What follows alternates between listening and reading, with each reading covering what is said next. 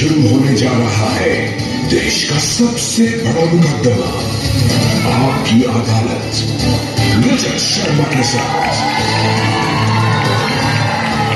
नमस्कार, आपकी अदालत में स्वागत है। आज आपके सामने हम पेश करेंगे ऐसे तपस्वी जिन्होंने अपना जीवन बड़ी मुश्किलों में जिया है। ये उनकी अपनी चॉइस है। ये जैन परंपरा के मुनि हैं। देश और दुनिया में इनके करोड़ों अनुयायी हैं। ये कड़वे वचन बोलते हैं, लेकिन इसके बाद भी इनकी लोकप्रियता बहुत है। तो हम समाज और देश में बहुत लोगों की रिक्वेस्ट के बाद हमने उनको आमंत्रित किया है और हम आमंत्रित करने जा रहे हैं मुनि श्री तरुण सागर जी महाराज को।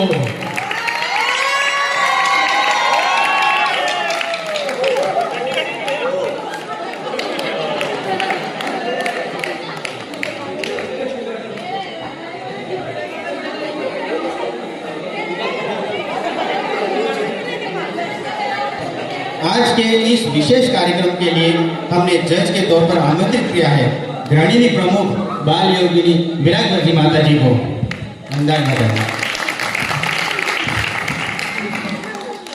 इससे पहले मुकदमा शुरू किया जाए, इल्जामात और सवालों का सिलसिला शुरू किया जाए, हम एक नजर डालेंगे मुनि तरुण सागर जी महाराज के जीवन पर।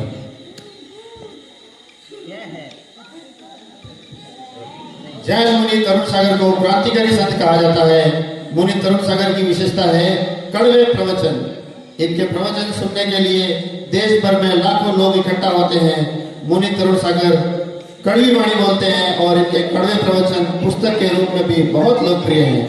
मध्य प्रदेश के दमोह जिले के एक गांव में जन्मे मुनि श्री तरुण सागर ने 13 वर्ष की उम्र में अपना घर छोड़ दिया और सन्यासी बन गए। आगे मात्र 20 वर्ष की आयु में इन्होंने दिगंबर मुनि की दीक्षा ली। मुनि तरुण सागर के लाखों अनुयायी हैं, पर ये चर्चा में भी रहते हैं तो सिर्फ अपने बेबाक विचारों की वजह से। मुनि श्री तरुण सागर। इससे पहले कार्रवाई शुरू की जाए, मुकदमा शुरू किया जाए, हम माता जी से इजाजत चाहते हैं।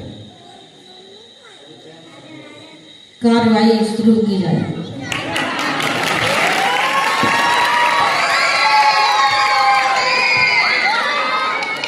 मुनि श्री तरुण सागर जी महाराज पर पहला इल्जाम है कि इनकी व्यवहारिक शैली व्यवहारिक नहीं है, इनकी जीवन शैली व्यवहारिक नहीं है।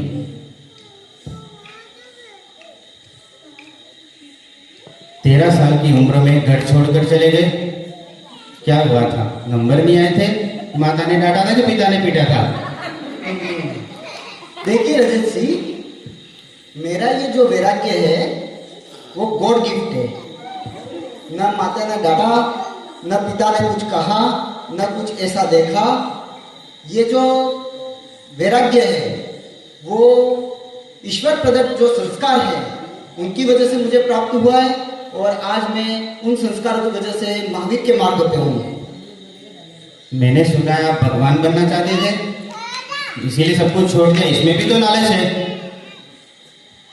देखिए, मैंने भगवान को पाने के लिए संसार छोड़ दिया। मैंने भगवान को पाने के लिए संसार छोड़ दिया और आपने संसार को पाने के लिए भगवान छोड़ दिया। कुछ पाने के लिए कुछ खोना पड़ता है। कुछ पाने के लिए कुछ खोना पड़ता है, लेकिन मेरा अपना मानना है कुछ पाने के लिए कुछ खोना नहीं, कुछ करना पड़ता है। 13 साल की उम्र में छठी क्लास में पढ़ते हुए इतनी समझ आ गई थी क्या? वैराग्य क्या होता है, संन्यास क्या होता है? छठी क्लास पढ़ रहा था। मैं ज्यादा पढ़ा लिखा हुआ नहीं हूँ। छठी क्लास पढ़ रहा था और 13 वर्ष की आयु थी। स्कूल से घर जाते हुए बीच रास्ते में होटल पड़ती थी जहाँ मैं जलेबी खा रहा था और पास में गुरुदेव के उपदेश चल रहे थे कि तुम भी भगवान बन सकते हो, तुम भी भगवान बन सकते हो। जब ये शब्द मेरे कान में पड़े तो जलेबी का रस जाता रहा और भगवान बनने का रस आ गया। इसका मतलब आप जलेबी खाते खाते सन्यासी बन गए।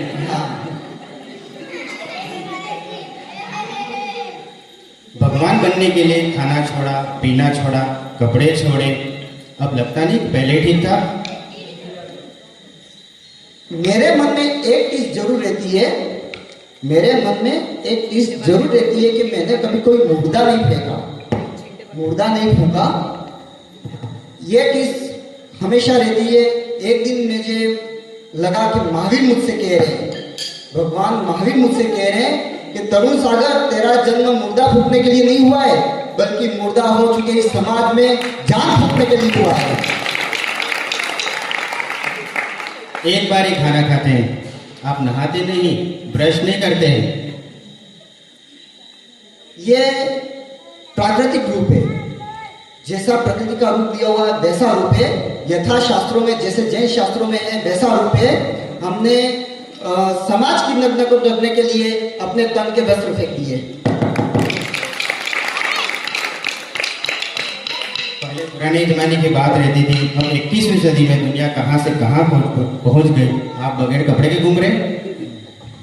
बहुत अच्छा सवाल किया रजत जी आपने। ये जिज्ञासा सभी के मनों में जागती है। कई लोग पूछना चाहते हैं, मगर श्रद्धा में पूछ नहीं पाते हैं। मगर आज इनको बता दूं कि दिगंबर मुनि होता क्या है। दिगंबर मुनि, जब तक ये नहीं जानेंगे दिगंबर मुनि क्या होता है, तब तक ये शंका उनके मन में पैदा होती रहेगी। दिगंबर मुनि होता क्या है, ये कविता के रूप में आपको बताना चाहूंगा। जिसके पैरों में जूता नहीं, जिसके सर पे चाटा नहीं, जिसका परिवार से नाता नहीं, जिसके बैंक में खाता नहीं, वो है दिगंबर मुनि। जिसके तन में कपड़े नहीं, जिसके तन पे कपड़े नहीं, जिसके वचन में झगड़े नहीं, जिसके जीवन में रगड़े नहीं, वो है दिगंबर मुनि। जिसका कोई घर नहीं, जिससे ऊपर कोई सुपर नहीं, वो है दिगंबर मुनि। देखिए, आपने रजत जी कई दुनिया में ऐसा है आदमी देखा है, हिंदुस्तान की बात नहीं कर रहा हूँ, दुनिया की बात कर रहा हूँ। दुनिया में ऐसा आदमी देखा है जिसे ना कभी सुनार की जरूरत पड़ी हो, ना तेली की, ना मोची की, ना धोबी की, ना दर्जी की।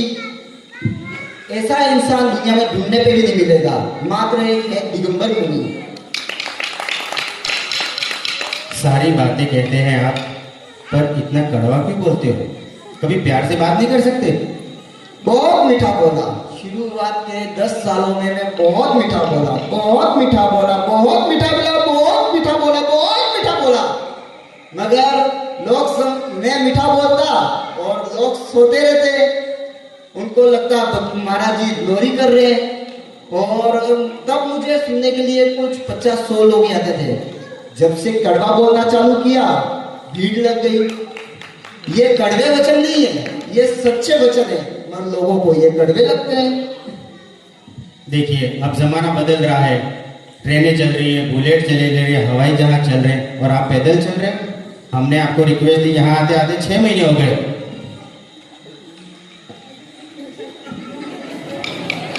महावीर ने कहा है जियो और जीने दो। महावीर ने कहा है जियो और जीने दो। पहले खुद जियो, फिर दूसरों को जीने का मौका दो। अगर आपको जीने का अवसर मिल गया तो आपको दूसरों को सिखाने की कोई जरूरत ही नहीं है। दुनिया में ऐसा होता है, अगर आपको कोई तकलीफ हो जाए, आपको हार्ट अटैक आ जाए, तो आप एम्बुलेंस में जाए कि यूं पैदल जाएंगे? अगर ऐसा कुछ होता है, अगर किसी भी जैन मुनि को ऐसा कुछ होता है, तो वो कभी दवाई नहीं लेता है, इंजेक्शन नहीं लेता है, कोई ढीला फैला कुछ नहीं करता है। एम्बुलेंस और पैदल जाने की बात ही नहीं आती है, वो हॉस्पिटल जाता ही नहीं है।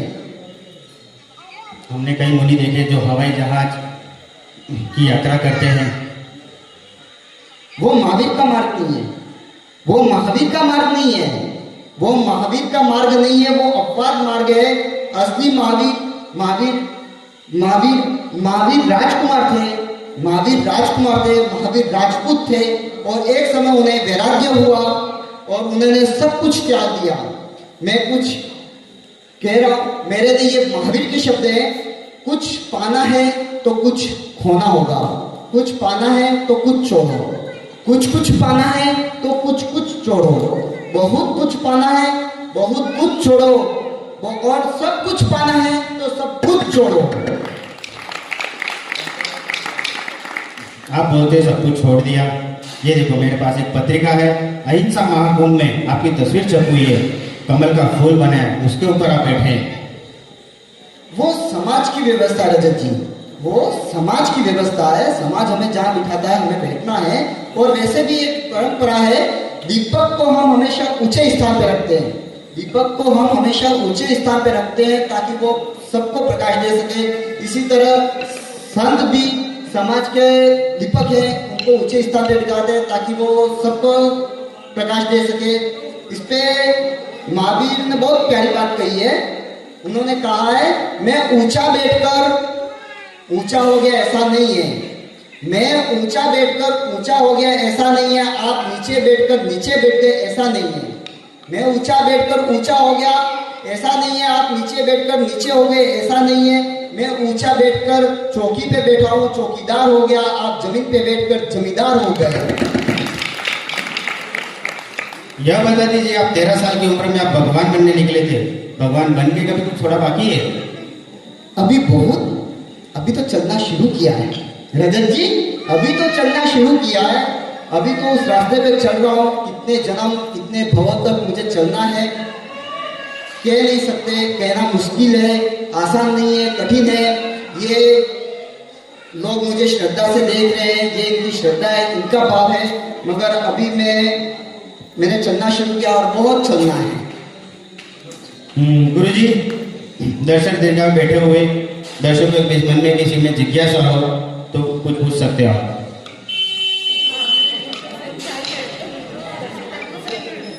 महाराज जी नमस्कार। महाराज जी, हम आपके संपर्क में रह सकते हैं? आपका एड्रेस तो बताओ।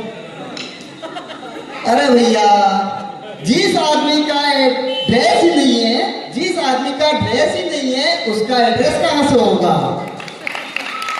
महाराज जी, आपने 13 साल में संसार जोड़ लिया, आपको अभी नहीं लगता 21 सदी चल रही है, नगर कुका मंगल है, उनको भगवान के प्रति आस्था मिली, उसके बारे में क्या बोलना चाहोगे? लेकिन देखिए, मुझे लगता है वो दिल से नहीं पुकारते हैं। आज का युवा दिल से नहीं पुकारता है, भगवान की भक्ति दिल से नहीं करता है, दिल से नहीं पुकारता है, दिल से भक्ति नहीं करता है। पुकारा तो कभी शबरी ने था, पुकारा तो कभी शबरी ने था, पुकारा तो कभी शबरी ने था और दुनिया ने देखा श्री राम चले आए। पुकारा तो कभी मीरा ने था, पुकारा तो कभी मीरा ने था, दुनिया ने देखा श्री कृष्ण चले आए। पुकारा तो कभी चंदन बाला ने था, पुकारा तो कभी चंदन बाला ने था, पूरी दुनिया ने देखा श्री महावीर चले आए। इसलिए मेरा मानना है, दिल से पुकारा हुआ वचन कभी जाया नहीं जाता है, दिल से पुकारा हुआ वचन कभी जाया नहीं जाता है। महाराज जी, आप बोलते हो कि आपने गुरु जी के शब्द सुने कि आप भगवान बन सकते हो, क्या मैं भगवान बन सकता हूँ क्या? यहाँ बैठा हर जीव भगवान बन सकता है, यहाँ बैठा हर जीव भगवान बन सकता है। किसी जीव में वो क्षमता नहीं है वो भगवान न बने, हर जीव भगवान बन सकता है, बस उसको वो कर्म करने हैं। आप भी भगवान बन सकते हो।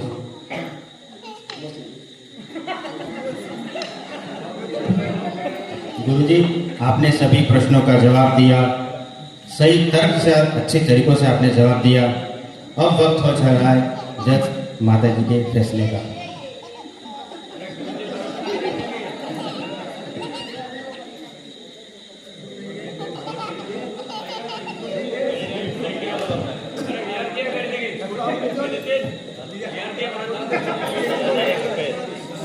आज की अदालत में सारे प्रश्न सुने, सारे उत्तर सुने और ये पाया कि मुनि श्री तरुण सागर जी महाराज समाज में सद्भाव के लिए कार्य कर रहे हैं। वो सभी समाज के लोगों को जगा रहे हैं। आपने सभी प्रश्नों का तर्कपूर्ण सुंदर शब्दों में उत्तर दिए हैं। मुनि तरुण सागर जी मनुष्य को मनुष्य से जोड़ने का कार्य कर रहे हैं। सभी समाज में एकता रहे, बस यही प्रयास करते हैं। और उन्होंने बताया कि दिगंबर मुनि किसी एक समाज के नहीं अपितु संपूर्ण जगत की धरोहर है। यह अदालत आपको आक्षेप मुक्त करती है और अपेक्षा करती है कि समाज सुधार का कार्य हमेशा हमेशा करते रहें।